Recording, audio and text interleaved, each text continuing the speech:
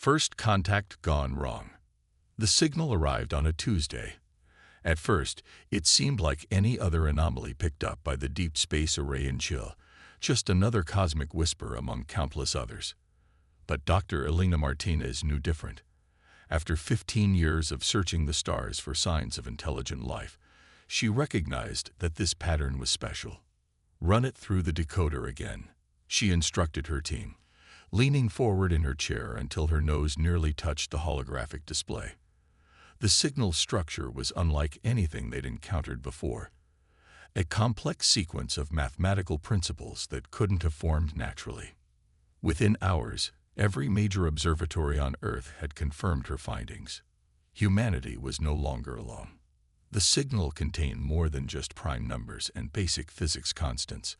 Embedded within its complex layers was an invitation, coordinates for a meeting point just beyond Mars' orbit, along with a timestamp 3 months in the future. The world's governments scrambled to respond, but in the end, the decision was unanimous. Humanity would accept the invitation. The Valderi arrived exactly when they said they would. Their ship emerged from what appeared to be a tear in space itself, a sleek vessel that seemed to absorb light rather than reflect it. It was beautiful in an alien way, all curved surfaces and flowing lines that defied human engineering principles. The first meeting exceeded all expectations. The Valderi appeared in holographic form aboard the UES Diplomatic, humanity's newest and most advanced starship. They were tall, ethereal beings that seemed to be composed of shifting energy patterns, barely contained within humanoid forms. Their language was complex but mathematical, making translation relatively straightforward. "We have watched your species with great interest," their ambassador, who called itself Nexus Prime, communicated. "Your potential is remarkable. We wish to share knowledge, to help you join the galactic community." Dr. Martinez, chosen as humanity's lead scientist for the contact mission, could hardly contain her excitement. The Valderi offered technologies beyond human understanding. Clean energy, advanced medical techniques, faster than light travel. All they asked in return was permission to establish small research outposts on humanity's outer colony worlds. The warning signs were there, but enthusiasm and optimism blinded humanity's leaders to them. Why did the Valderi insist on placing their outposts far from Earth? Why were they so interested in human neural patterns? Why did they need such massive energy infrastructure for simple research stations? The truth revealed itself 6 months after first contact. The research outposts activated simultaneously across 12 colony worlds. They weren't laboratories. They were harvesters. The Valderi weren't physical beings at all, but energy parasites who had evolved to feed on the neural energy of other species. Humanity wasn't being welcomed into a galactic community. They were being farmed. The colonies fell silent one by one. Not destroyed. That would have been a waste of resources, but transformed into vast neural farms where human consciousness was harvested to feed the Valderi collective. Billions of human minds trapped in artificial dreams while their neural energy was slowly drained away. Earth's military response was swift but futile. Conventional weapons passed harmlessly through the Valderi's energy forms. Nuclear strikes were absorbed and converted into more power for their harvesting operations. Humanity's most advanced ships were swatted aside like insects. But in their arrogance, the Valderi had made a crucial mistake. They had given humanity access to some of their technology, believing humans too primitive to truly understand it. They hadn't counted on Dr. Martinez and her team's desperate innovation. In a secret facility beneath the Antarctic ice, she stared at test results that might hold humanity's salvation. "The Valderi aren't invincible," she announced to the assembled military leaders. "They're energy beings, yes, but they still operate according to physical laws. Laws we can understand. Laws we can exploit." She brought up a holographic display showing complex energy patterns. Their consciousness exists as quantum-level energy fluctuations. They can't be hurt by physical weapons because they exist partially outside our normal space-time. But their own technology, the technology they so generously shared with us, gives us a framework for affecting quantum states directly. Admiral Chen, the highest-ranking military officer left after the initial defeats, leaned forward. "Can we kill them?" Martinez shook her head. "Better. We can contain them, trap them, maybe even communicate with them on their own level. But we need time and resources, and every brilliant mind Earth has left." "How long?" 6 months, maybe less if everything goes perfectly. "The Valderi fleet will reach Earth in 7 months, Chen reminded her. Martinez's expression hardened. "Then we have no choice but to work faster. They think they're hunting us. Admiral, it's time to show them that humanity doesn't make easy prey." As she left the briefing room, Martinez's tablet buzzed with priority messages from research teams around the world. The quantum containment prototypes were showing promising results. The neural interface systems were ahead of schedule. And most importantly, construction had begun on humanity's secret weapon, a ship that would turn the Valderi's own nature against them. The race against time had begun. And this time, humanity wasn't fighting for victory. They were fighting for survival. The underground facility, known as the Hive, stretched for miles beneath the Antarctic ice. What had once been a small research station was now humanity's last, best hope for survival. Dr. Martinez stood at the observation window, watching hundreds of the world's brightest minds working in concert below. The massive central chamber housed the prototype that would either save humanity or mark its final failure. The U.S. Aegis took shape piece by piece, its quantum-infused hull reflecting light in ways that made the human eye struggle to focus. It wasn't just a ship, it was a revolution in human engineering, incorporating everything they'd learned about Valderi technology and pushing beyond it. "The neural interface tests are complete," Dr. Kenzo Tanaka announced, joining Martinez at the window. His expertise in human consciousness had proved invaluable in understanding how the Valderi fed on neural energy. The system can successfully generate artificial consciousness patterns that should be irresistible to them. Martinez nodded, dark circles under her eyes betraying countless sleepless nights. "And the containment fields. Better than we hoped. The quantum matrices can not only trap Valderi energy forms, but they can also process and redirect their power. We're not just defending against them anymore. We're turning their own nature into a weapon." The project had progressed faster than anyone dared hope. Desperation proved to be a powerful motivator, and the horror stories from the fallen colonies drove everyone to work beyond their limits. The few refugees who'd escaped described the neural farms in nightmarish detail. Endless rows of humans in stasis pods, their minds trapped in artificial dreams while the Valderi fed on their neural energy. Admiral Chen arrived for the daily briefing, his uniform immaculate, despite the crushing pressure they all faced. "The Valderi have taken Saturn's mining colonies," he reported grimly. "They're establishing new harvesting centers. At their current pace, they'll reach the Mars defensive line in 2 months. We'll be ready," Martinez assured him, though her voice carried a hint of uncertainty. "The Aegis is ahead of schedule. We've solved the quantum stabilization issues, and the consciousness generation systems are functioning at 98% efficiency." "What about a crew?" Chen asked.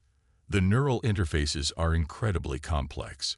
We need people who can handle the mental strain of essentially becoming one with the ship." Martinez turned from the window, pulling up a holographic display of personnel files. "We've been running simulations.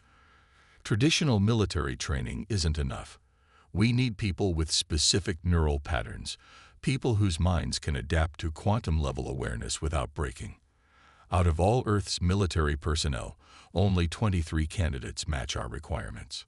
23 people to crew a ship this size. That's all we'll need. The Aegis isn't a conventional vessel. Most of its systems are automated or controlled directly through the neural interfaces. The crew won't just operate the ship. They'll become part of it, able to react at quantum speeds to Valderi attacks." The Admiral studied the candidate profiles.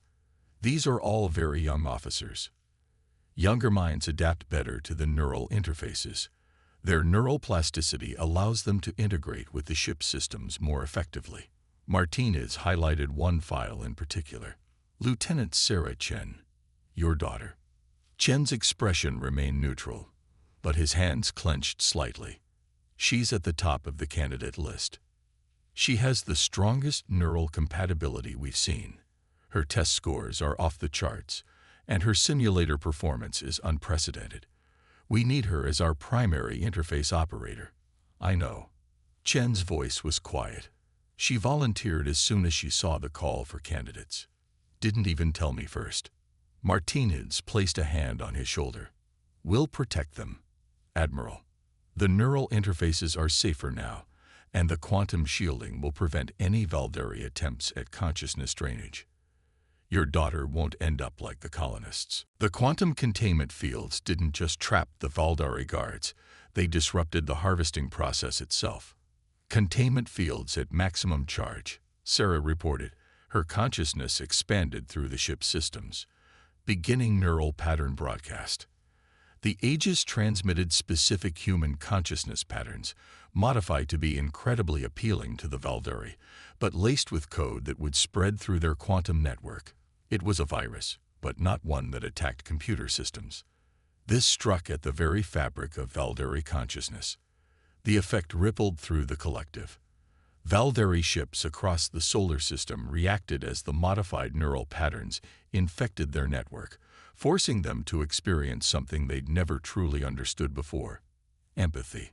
Through the quantum virus, they felt the horror of their human victims, the pain of families torn apart, the suffering of minds trapped in endless harvest cycles.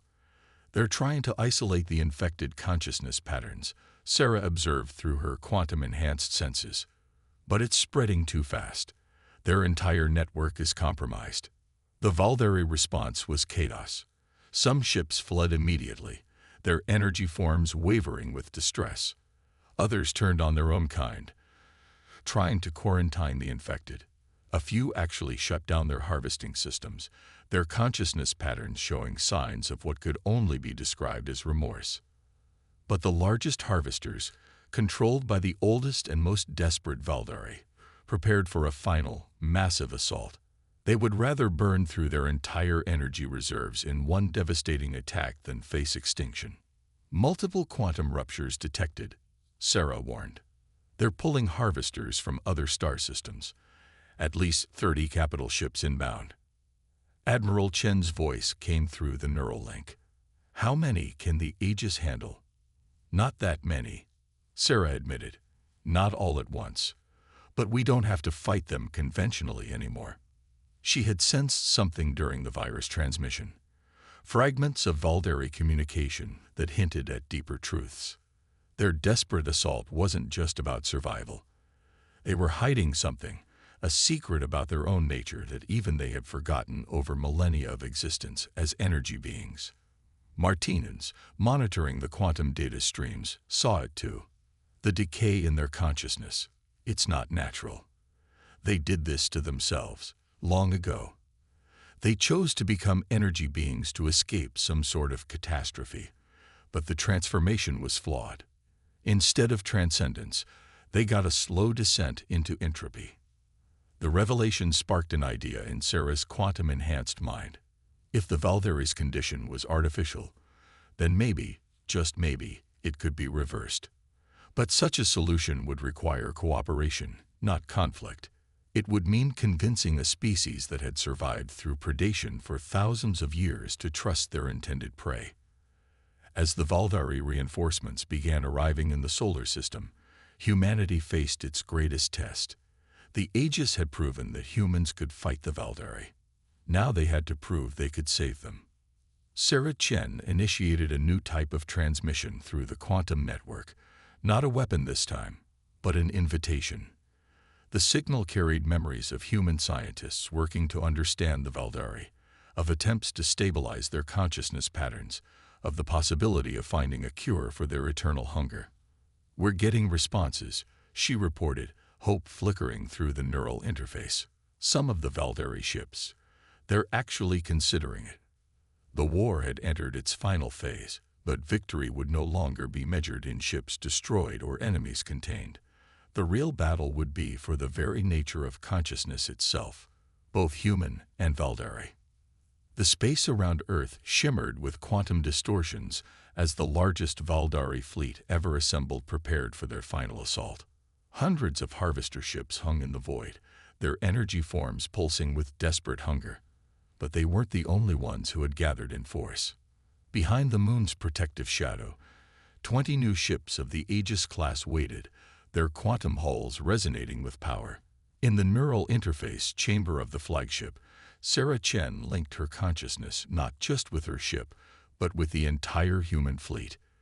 The neural strain was enormous, but they had learned to share the load across multiple crews, creating a human network to rival the Valdari's own. All ships report ready, she communicated through the quantum link. Consciousness patterns stable. We're receiving transmissions from the sympathetic Valdari vessels. Nearly a third of the alien fleet had responded to humanity's offer of help, their energy signatures distinctly different from their aggressive kin. These were mostly younger Valdari, those not yet fully consumed by the endless hunger of their. For beings that existed as pure energy, it was like hearing their own thoughts screamed back at them at impossible volumes. The effect was devastating. Valdari ships reeled in confusion, their energy patterns disrupting as they struggled to maintain coherence. The Aegis pressed its advantage, launching capture after capture, each successful containment making the ship stronger as it converted enemy energy to its own use. Primary harvester turning to retreat, Sarah reported, feeling a surge of triumph through the neural link. Their fleet is splitting up, but victory had come with a cost. The neural interfaces were taking their toll on the human operators. Sarah could feel the strain in her fellow crew members, their minds struggling to process reality at quantum levels. They couldn't maintain this level of integration for much longer. Begin pursuit of the primary harvester, Rodriguez ordered. Let the smaller ships flee. They'll carry word of what happened here. Lieutenant Chen, prepare for long-range consciousness burst. Sarah gathered the converted Valdari energy, shaping it into a signal that would reach far beyond their immediate battle space. The Aegis broadcast on frequencies that only the Valdari could perceive, sending a message that would ripple through their collective consciousness. Humanity is not your prey. As the main Valdari force retreated in disarray, Sarah allowed herself a moment of reflection. Through the ship's quantum sensors, she could perceive the energy signatures of the enemy fleet, and something about their patterns nagged at her enhanced consciousness. There was something there, something important hidden in the way they processed reality itself. "Captain," she called out, "I'm detecting irregularities in their energy structure. The Valdari, they're not just feeding on consciousness energy. They're dependent on it. Without it, their own consciousness patterns show signs of degradation." Rodriguez absorbed this information through their shared neural link. Document everything. If we've discovered a fundamental weakness in their species, we need to understand it. This victory is just the beginning. The Aegis moved into a holding position above Mars, its crew beginning the delicate process of disconnecting from their neural interfaces. They had achieved humanity's first major victory against the Valdari. But Sarah's discovery hinted at something larger, a mystery about their enemy's true nature that could change the entire course of the war. As emergency teams helped her from the interface chamber, Sarah's quantum-enhanced mind continued processing what she'd sensed. The Valdari weren't just hunters seeking easy prey. They were desperate, and desperate enemies were often the most dangerous. The captured Valdari consciousness patterns swirled in the Aegis's containment matrices like digital storms. Dr. Elena Martinez stood before the quantum visualization chamber, watching the alien thought processes scatter and reform. After 3 weeks of intensive study following the Battle of Mars, she was beginning to understand the truth about humanity's enemies. "They're dying," she explained to the assembled military leadership. "Not just the ones we've captured. Their entire species. The Valdari aren't invading us because they want to. They're invading because they have to." The holographic display showed the degrading patterns within the Valdere energy signatures. Their consciousness was literally falling apart, entropy eating away at the quantum structures that made up their being. Only by consuming the neural energy of other species could they temporarily halt the decay. Admiral Chen studied the data with a grim expression. How long have they been like this? Thousands of years, at least.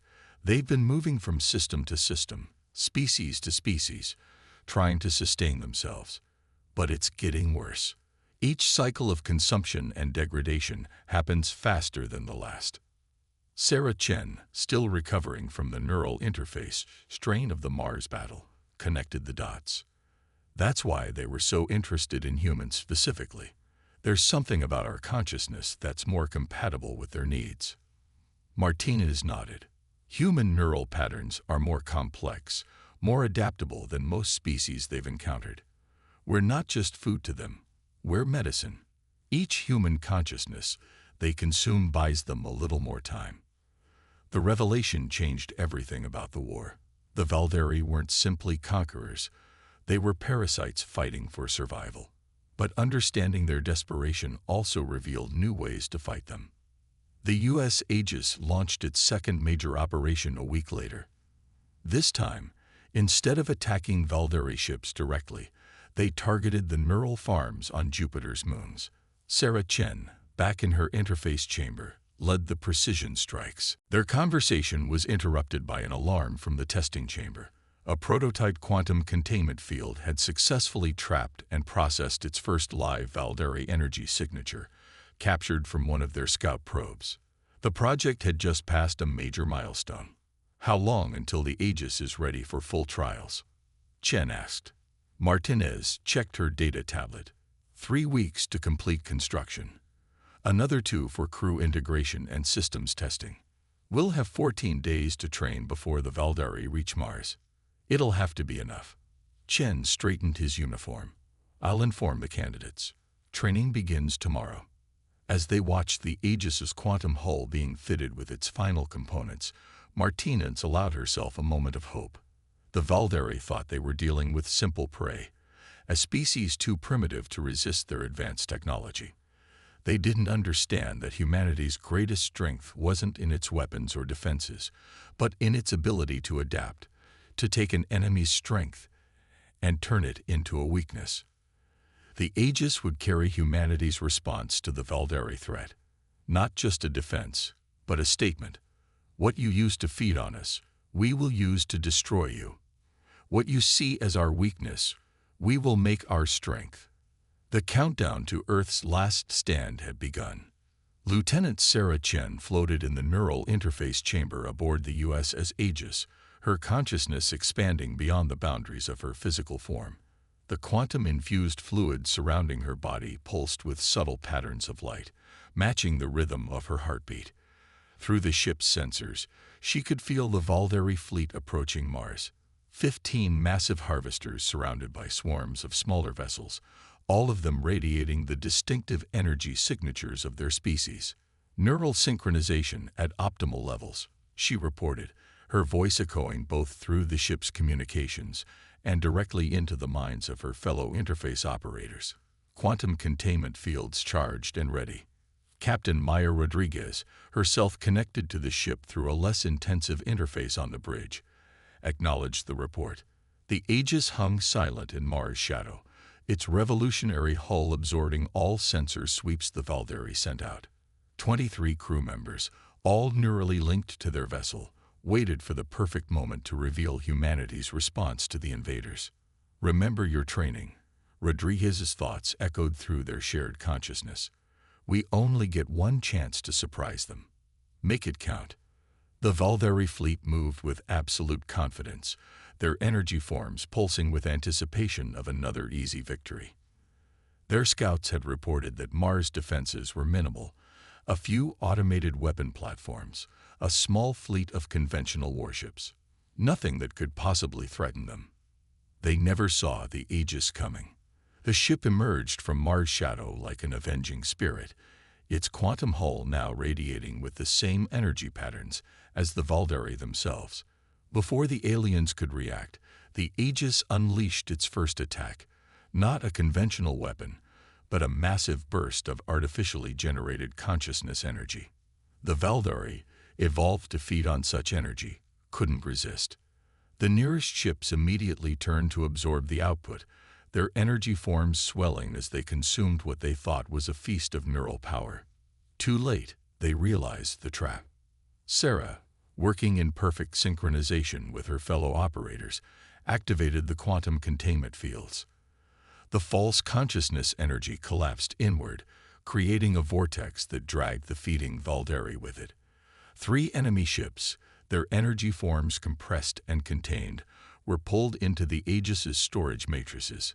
First capture successful, Sarah reported, her enhanced consciousness processing the battle at quantum speeds, converting their energy for our use now.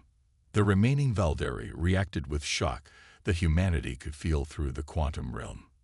Their confident advance turned to chaos as they faced a weapon specifically designed to counter their very nature. The Aegis moved like liquid thought through space, its neural-linked crew anticipating and countering Valdari attacks before they fully formed. But the aliens weren't defenseless. The larger harvester ships began generating massive energy fields, trying to overwhelm the Aegis's containment systems through sheer power. Space itself seemed to warp around their vessels as they drew on the stolen neural energy of countless human colonists. They're adapting, Rodriguez warned. Implement countermeasures. Show them what else we've learned. Sarah initiated the second phase of their attack. The captured Valdari energy, processed through the Aegis's quantum matrices, was transformed into a weapon. The ship released a carefully modulated burst that matched the exact frequency of Valdari consciousness. Degrading forms.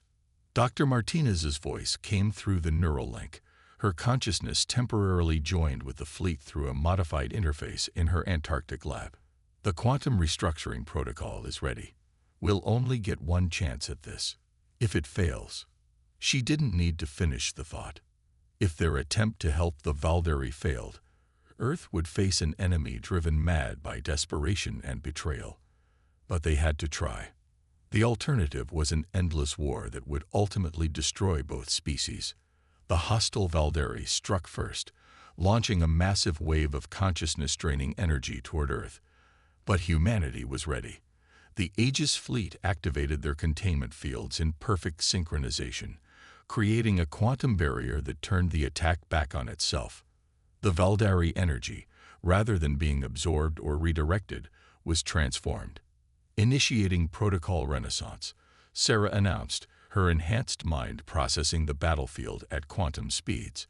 Through the fleet's sensors, she could see the modified Valdari energy washing over their ships. It carried within it the key to their salvation, a way to stabilize their degrading consciousness patterns by returning to a semi-physical form. The effect was immediate and dramatic. Some Valdari ships recoiled from the changed energy, their forms flickering with what could only be described as fear. Others seemed to freeze in space, their consciousness patterns showing signs of ancient memories stirring. And a few, those who had already chosen to trust humanity, embraced the transformation. It's working, Martins reported, monitoring the quantum data streams. The restructuring process is stable. Their consciousness patterns are reintegrating with normal spacetime.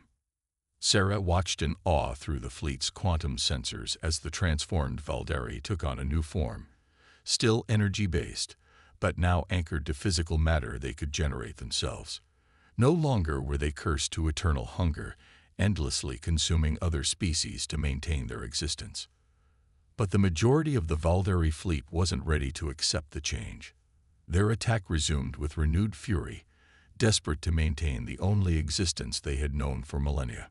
The space around Earth became a quantum battleground as the Aegis fleet fought to protect their world while continuing to broadcast the transformation energy. They're starting to weaken, Sarah observed. The hostile Valdari's attacks were becoming erratic, their energy forms showing signs of the underlying decay that drove their species. Their consciousness patterns can't sustain this level of expenditure. Captain Rodriguez's voice carried through the neural link. Then we outlast them. Every moment they spend fighting is another moment for them to see their transformed kindred, to understand that there's another way. Hours passed in quantum combat. The Aegis fleet maintained their defensive position, weathering assault after assault while continuing to offer salvation. Slowly, ship by ship, more Valdere began to accept the transformation. Those who had already changed reached out to their kin through their collective consciousness, sharing their experience of freedom from the eternal hunger. The turning point came when one of the largest harvesters, its energy form massive with stolen consciousness, suddenly ceased its attack. Its quantum patterns shifted, showing signs of ancient memories restored. Memories of what the Valdere had once been, before they fled into energy form to escape some forgotten catastrophe. The ship's commander broadcast a message through the quantum network, its consciousness patterns resonating with revelation. We remember. We were not meant to live like this. Like a dam breaking, the resistance crumbled. Valdere ships began transforming in waves, their collective consciousness accepting the truth they had hidden from themselves for so long. The few who still refused to change fled into deep space, but they were now a minority, their power broken. Sarah Chen disconnected from her neural interface for the last time, her human consciousness settling back into her physical form. Through the Aegis's viewing ports, she could see the transformed Valdere ships taking on their new existence, beautiful crystalline structures that housed consciousness patterns now stable and at peace. In the Antarctic Command Center, Dr. Martinez addressed the world's leaders. The war is over, but our work is just beginning. The Valdere have much to teach us about consciousness and quantum physics, and we have much to teach them about maintaining connection to the physical world. Together, we can build something unprecedented, a true union of energy and matter, mind and body. Admiral Chen, watching the transformed Valdere ships moving peacefully above Earth, smiled at his daughter's image on the quantum comm. You know they'll still need human consciousness patterns to help stabilize their transformation. Sarah nodded. But now it's a sharing, not a theft, a partnership. She looked out at the crystalline ships, their forms catching sunlight in ways that made Earth's sky dance with new colors. They came as invaders, but they'll stay as teachers. And maybe, just maybe, they needed us as much as we needed them. Humanity had faced extinction and emerged not just victorious, but transformed. They had proved that their greatest strength lay not in weapons or technology, but in the ability to understand, to empathize, and to help even those who had tried to destroy them. The stars beckoned, and for the first time, two species would explore them together, each made stronger by the very differences that had once driven them to war.